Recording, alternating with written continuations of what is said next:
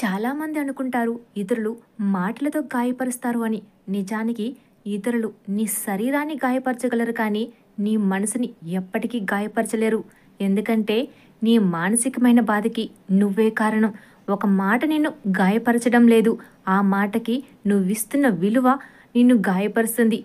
నీ బాధకి కారణమవుతుంది. ఇతరులు వాళ్ళకి నచ్చిన మాటలు, వాళ్ళకి ఆనందాన్ని ఇచ్చే మాటలు మాట్లాడుకుంటున్నారు. అది నీకు బాధ కలిగిస్తూ ఉంది. అంటే ఇతరుల ఆనందాన్ని నీ బాధగా నువ్వు మార్చుకుంటున్నావు.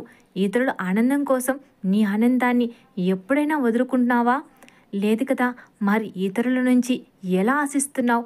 అది కూడా నీ శత్రువు నుంచి ఎలా ఆశిస్తున్నావు?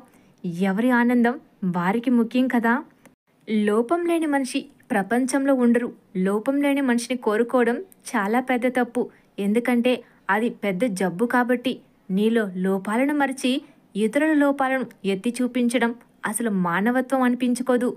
ప్రతినిత్యం లోపాలను వెతుకుతూ ఉన్నావు అంటే కొంతకాలానికి అదే నీ పెద్ద లోపంగా మారుతుంది.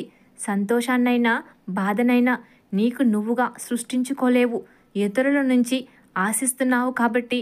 ఇతరులు కాలం ఏది ఇచ్చినా తీసుకొని అది నీకు అనుకూలంగా నీ విజయానికి ఆనందానికి ఎలా ఉపయోగించుకోవాలో తెలుసుకోగలగాలి.